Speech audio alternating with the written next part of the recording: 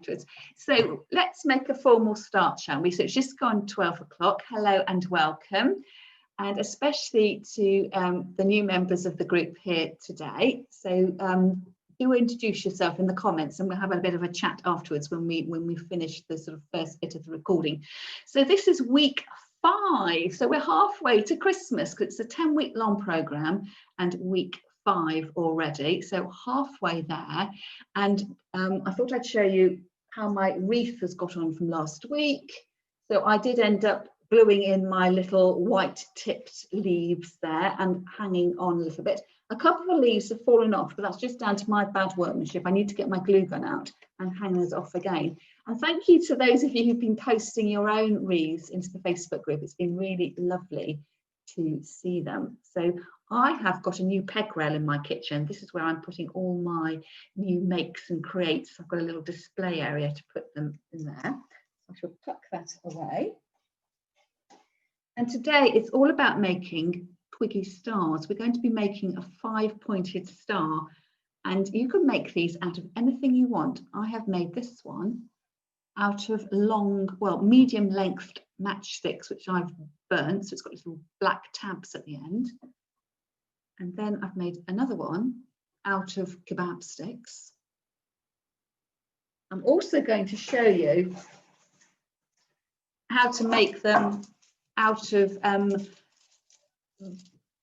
multiple stems. Instead of using 5 stems, I'm going to use 5 bunches of material. And if you've collected silver birch at all, this would be your silver birch equivalent.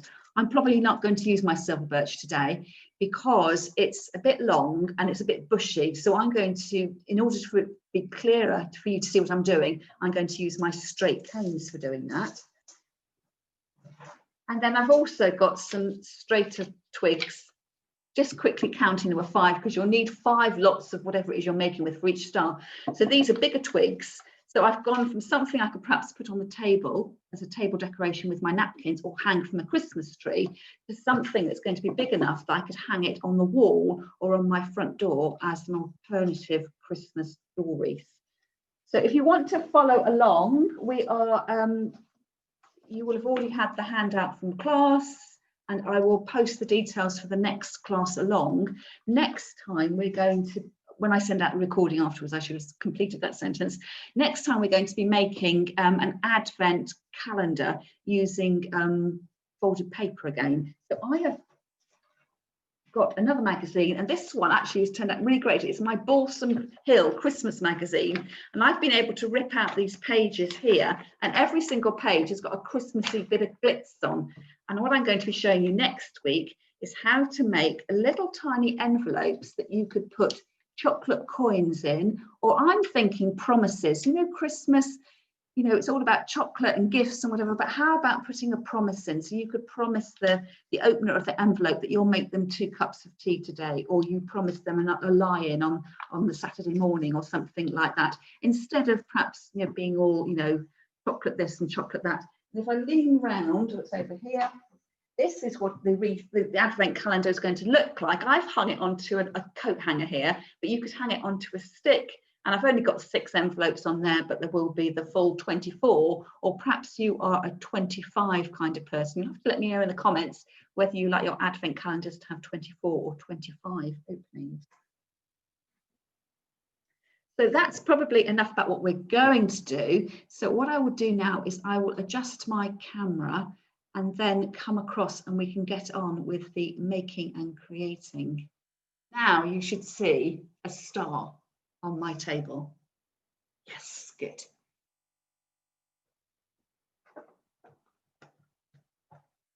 I'm just going to get that to go down a bit. See what I'm doing there. So I like to make everything quite rhythmically when I do my makes and creates, and really bring them down to the simplest things possible. So if I take this little star apart, I'm going to make my star several times. So don't get flummoxed if you think you haven't been able to follow along for the first time. So you can see here that I'm using elastic bands to hold my little star together for this one. And these are the elastic bands that come on the supermarket bunches. I don't know about you, but I always save them, and they're quite handy for these little crafting projects. So I should just sort those out on the side. Oops.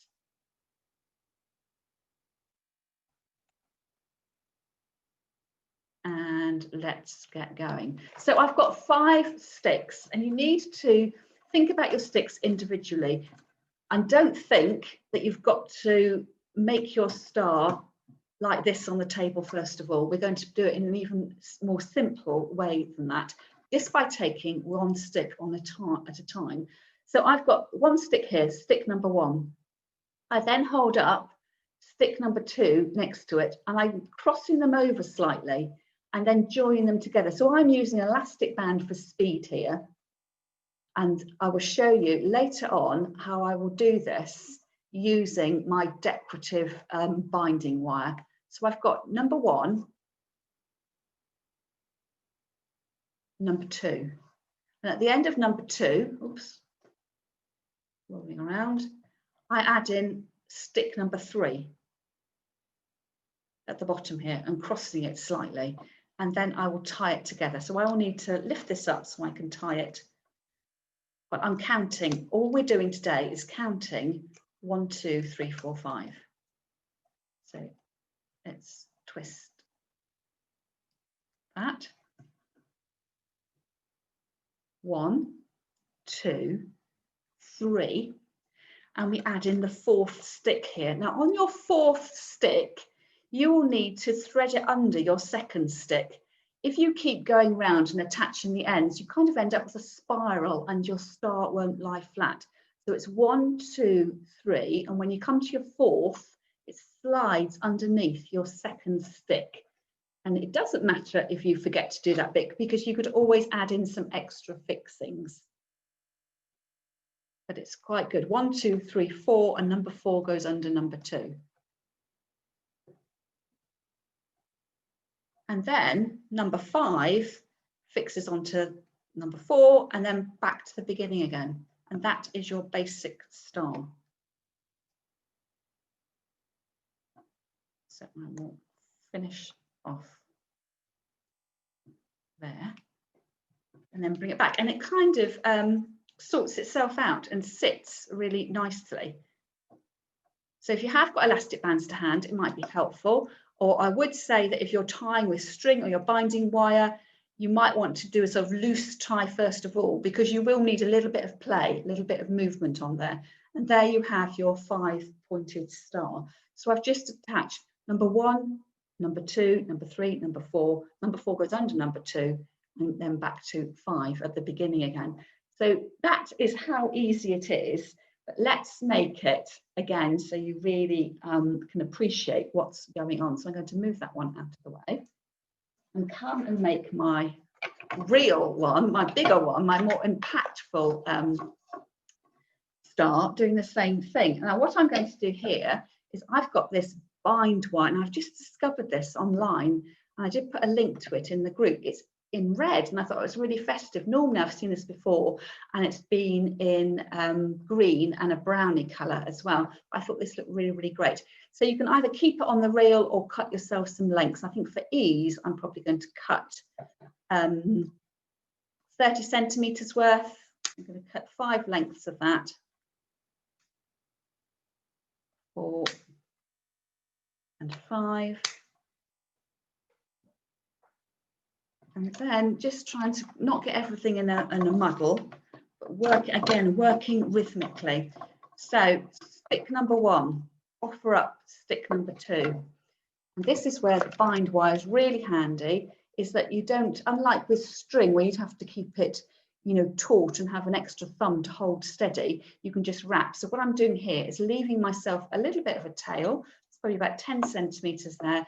And if you're in the girl guides, you could do some skillful lashing here, but all I'm going to do is wrap it round together. So I'm binding over the edge. And once you've got your basic bind, your basic hold, you could start to be more decorative and how you do it and trying to get the same look. So I've gone over and over, and then I'm going round and round the middle, the joining gap here, so it doesn't wiggle around too much.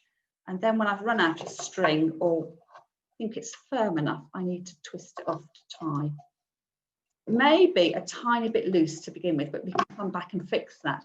So instead of having to tie a knot like you would with string, all I need to do is twist the two ends together, and I can do that quite comfortably in my hand. So stick number 1, stick number 2, at the bottom of stick 2, I add in stick number 3, across like that. And you don't need to get it angled precisely, because there's a little bit of play, because your fixings aren't really tight at the moment, you can adjust a little bit. So I'll come back in with my next bit of string and start winding over again. So I'm leaving myself a tail. I've got the sticks twisted. I'm binding them around just over and over. And a bit like when you come and put a buttonhole on, do you ever do that bit around the base of the button where you give it a bit of a twist around the middle? That's what I'm doing here. So I've gone over and over, and then I'm going round the middle as well, just to hold it in place. And then back to the beginning and twist tie to secure. So 1, 2, 3. So at the end of 3, I add in stick number 4. And here, if I attach it there and let all the sticks have been resting on top of each other, I would be able to lift them up in one great big, almost like a spiral coming down. So it's at this point, if you want everything to be quite neat and lie flat, you have to thread stick number 4 underneath stick number 2 before you tighten it. But if you forget that step, it doesn't matter, but you may find you might need extra bit of ties on these sort of central areas on here. So this just saves you having to do an extra tie. So the same thing here, leave a bit of excess string to tie off at the end and then wrap it round. And it won't, it might collapse as you wrap, it doesn't matter, you can reform it afterwards. I'm just going round the middle between the branches just to get it really secure, and then twist tie to finish. I'm leaving all my ends long at the moment. I haven't decided what to do with those just at the moment. So you can see there, it's lying flat. And if you didn't do this bit, you just have to put extra string on the cross points down here. So it just depends about the look you're after. And then the last stick, well, quite obviously, it lies between the 2 points, and then I twist more string on to tie and secure those, so leaving myself an end, round and round, and then I'm going to go round the middle just to secure that, tighten it up a little bit. Like that, and then twist tight. And you can see it's all collapsed in on itself, but we don't worry about that, because as soon as I pull that one into place, it all reshapes again, like so. So the last bit of fixing, bring it round to me, so leave myself a tail, wrap that round 2, 3, 4 times, and then I come round and I'm wrapping that between the 2 sticks. But you'll develop your own little style. As long as the sticks stay together, it doesn't really matter. But as I've used really bright red string, I do need to be a little bit neat about it. So that's why I haven't got loads and loads of wrapping. But if I wanted to go back afterwards and perhaps put a whole chunky centimetre of wrapping, I can go back and do that. So I've got a stick here that is folding up and looks like a 5-pointed star. And then what do you do with these tails at the end here? So you could either cut them off or make them into a decorative feature. So I'm going to continue twisting all the way around the stem to bind the 2 ends together. And then right at the end, I'm going to turn that bit of wire in on itself, bend it over, and I'm going to coil it in. So it's going to make a little sort of button detail, like a little, like a snake wrapped up. So it goes all the way down, but you could just snip these off. Again, it depends what you want to do. And again, this is another advantage of using this binding wire. You wouldn't be able to do this with string. So I can have that like there. And it's a way of just a bit of workmanship, really, finishing off, but making it purposeful. So your mechanic, what you're designing with, is functional because it's holding your twigs together, but also it's got a decorative detail as well. And if you were using string, you know, it may be that you want to finish off with a bow, something like that, entirely up to you. And you could continue all the way around.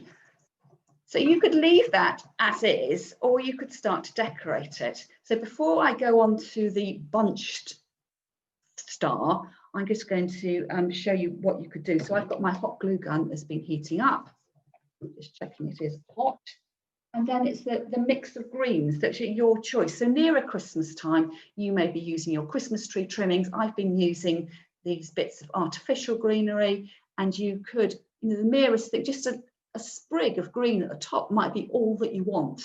So it's up to you how much or how little you add in, and whether you want to create an accent detail on one part of your star, or whether you want to go all the way around. It may be that you want to have a lovely little track of green going all the way around. So I think I want a bit more green than that. I'm going to cut some off my stem here. A bit more of a show, really, a bit more dramatic. And perhaps I might want to add in some of my glittery holly leaves. Again, nearer Christmas, these could be the fresh holly. You could be adding in your berries. I seem to have had a theme going with my little beech nut husks. You know, are they going to show up? I could think about adding those onto my piece of pine and then putting those in. I've got some little Christmas baubles which could act as berries. So you can really start to work up what you want to do. And then I've got offcuts of ribbon as well. So if there's a bit of a mass of ribbon there, you could have ribbon ties on as well. So I am going to start adding on some decorative pieces, and then we'll come back and I will show you how to make the last option for your greenery. So with the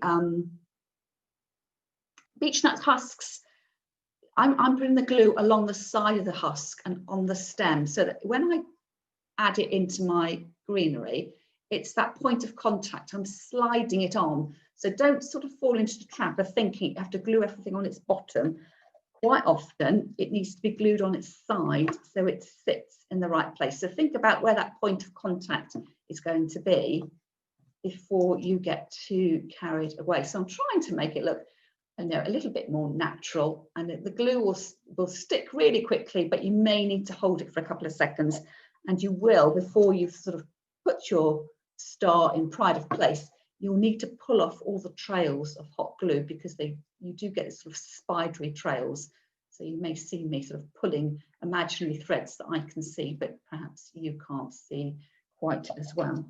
So you could put as much or as little as you want. You could put your pine cones on there. I know some of you have got jingle bells. So this might be a lovely thing to attach some of your jingle bells to. You could string those up onto your pieces of ribbon and have them dangling down. So it's about sort of going for a more minimal look, but interpreting it so it fits in with what you want. So you can see how I've got on with doing that.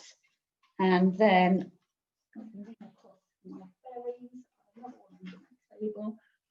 I know whether I want to add in a little bit of green as well. So these are on little bits of wire, so I could wrap them round or cut the wire off and hot glue them in place, so whatever suits you. So I've got a mix of berry, or cut out the middleman, and you can buy picks like this ready made up. But I do think it's quite fun making your own. Here I'm twisting it around the back, and then you get exactly what you want.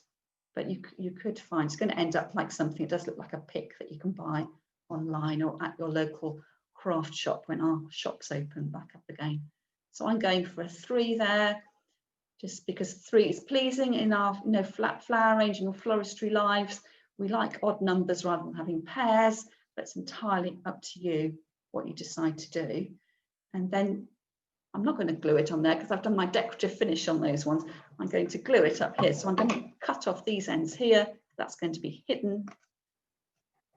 And then with my hot glue, deciding first of all where I want it to lie, So I want it to sit quite firmly. So I'm not, you could tie it on, but I don't want it rocking around. So what I'm probably going to do is put a piece of glue, a trail of glue all the way down that long edge. So it's got that point of contact, but I'm not going to glue it all the way to the end because I want the greenery to look natural. If you stick everything down, it just looks about, you know, it's a little bit too stiff. So I'm going to go from here down that main edge.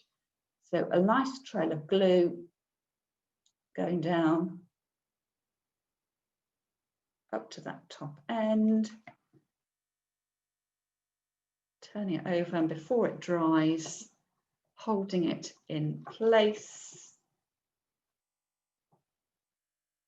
On the end there, I'm just going to, the pick is, it's on a piece of metal frame and it's not lying totally flat. So you may need to use your scissors just to get that extra bit of grip. Do we dare test whether it's held, or at some point we're going to have to test, because if it's going on your front door or on your living room wall, you want to give it a shake. So immediately something's fallen off. So if I want that back on, I can peel off the glue and come back in and glue it while I've got the glue stick to hand. There's nothing worse than things falling off, you know, 2 or 3 days later when you've got to dig out your glue stick again. So that would be with a little decorative flourish. And then if we wanted to put a little bit of a ribbon on it, I can tie a ribbon in a conventional way, or I can fake up a bow. So I'm quite liking this bow at the moment, where you make 2 tails in 2 loops and just tie a knot in them. So I'm sort of faking it up, tying a bow without it going around anything, and then adjusting the loops and pulling tight. So to make the loop smaller, I pull on the tail, but you want it to hold. So it's a combination of pulling the tails down to get the loops the right size, making them slightly smaller than you really want them in order that you can tug sharply. And then eventually you'll end up with a bow that looks as nice as possible. So something a little bit like that. And then you can put a dot of glue on the back and glue that in place. So let's go. A dot of glue on the back, and then up just to cover that bare bit of stick at the top, and then decide how long you want the ribbons. And actually my ribbons have already been cut on a slant for decorative finish, but also to try and stop it fraying. I just need to decide whether it's the right length for what I've got. Just for these purposes, I will just give it a little bit of a trim so you can see how you would finish off. So I just need this, get this finished, is to neaten off these edges here, but you can see how that's starting to develop. So I've got somebody who's thumping on my front door, but I'm going to leave that like that. We won't break off for me to go and answer the front door. I'm sure the delivery will get left on my doorstep. So that would be the finished star like this. But what if you want to develop the idea a little bit? And I will get rid of these little bits and pieces and come back in with my bunches. So this might be your silver birch twigs. So the reason I'm not using silver birch twigs today is they're too long. I'll just show them to you and you'll see what I mean. They'll all make a lovely star, but in terms of me demonstrating, it's just a tiny bit unwieldy, and I just didn't think you were going to see what I was doing there properly. So I'm using these pieces of cane, or if you're you know, a flower club fan, a member of a flower club, you might have Medolino sticks, which are coloured sticks, which are very similar. So I need to make 5 bunches of these sticks. We still need 5 components. So I'm just going to eye up 5 bunches of these twigs. Like so. So how many have I got? I don't know how many I've got. I'm guessing 10 per bunch, but it will depend on how many twigs you've got. So just portion them out like so. I've got a few extra. I'll show you what I'm going to do with those in a moment. So exactly the same thing as before. That you need to start with twigs number 1 and twigs number 2. So what you could do here is lie them on top of each other like that, as we've done before, but as they are bunched, you might want to interweave them a little bit. So that's another sort of design option. And then with your third hand, find your piece of string. So I'm holding the string with my teeth as I cut it off. So I'm going to do exactly the same thing, just really easy, round and round and round, and give it a twist. So round, round, round, in the knowledge that when you're working, you may well need to work more securely than I am. It's just that I'm being on the camera. I can't pay it my full attention, but there you go. So bunch number 1, bunch number 2, come in with bunch number 3, and I can interweave those across if I fancy. Oops. Like so. Some of my sticks are slightly shorter than the other, so I may have some stray pieces that might fall loose, but we will adjust that later. So I'm leaving myself a tail, going over and over and over. It looks a little bit like corn dollies. It's giving me the memory of corn dollies, this. Tie that in place. You can see it all collapses. It doesn't matter if it collapses at all. I just need to think about where we're going. So I've got 1, 2, 3. And then do you remember when I put in number 4 before? It's gone a little bit loose up there, but we'll adjust that later. Number 4 is can be the problem one, because that's, you want it to lie as flat as possible. So what I did before was took bunch number 4, put them underneath bunch number 2, and then attach them to bunch 3. Now I've got a little bit of a problem here, because my first fixing has come undone. So let's go back and try and sort that out. Just going to go back in there.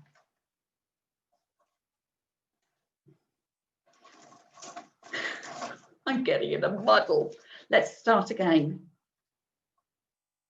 I might need to do my tightening off the camera a little bit. I'm not going to interweave my lens. I think that will help me. So number 1, number 2. Really, really as tight as I can.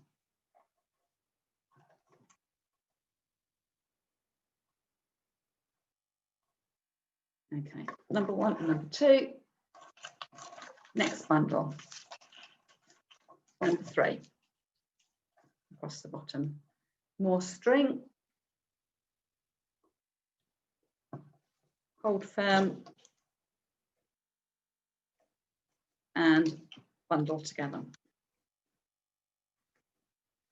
Holding it as tight as possible. Right, we're back to where we were. So number 3 is there. I'm coming in with bundle number 4. The bundle number 4 is the one where I need to slide it underneath and then out and across. So more string. And then bind together. So I'll just bend that round to me. And as tight as I can. Sometimes this is handy where the elastic bands can come into place, because you can get your initial fixings with elastic bands, which you may find easier to do. And then you can come back and sort of tie with your decorative finish. Right, we are getting there.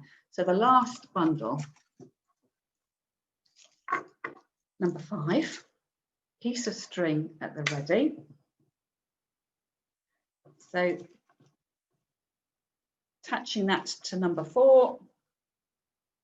So it would be easier if you had a friend with you. So if you can rope in small child, husband, partner, dog, I'm sure they will be very helpful.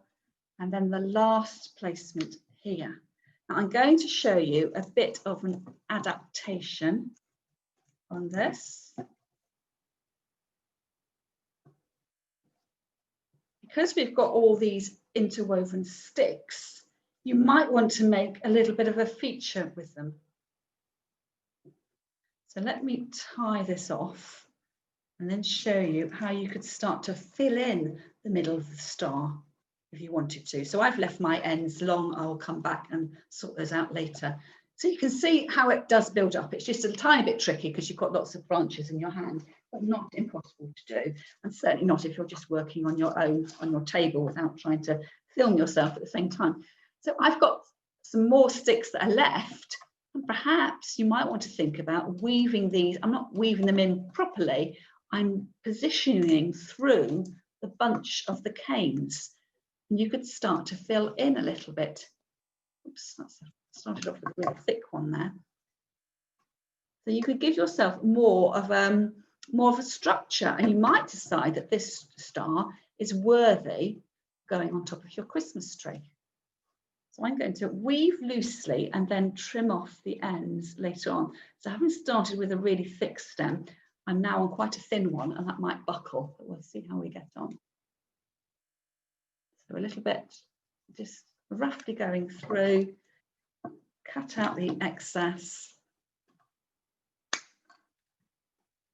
and going through in different directions as well. So I do a few more so you get the idea of how it can start to fill out. And I have actually got a bright pink star to show you, which I've made out of Medalino sticks several years ago.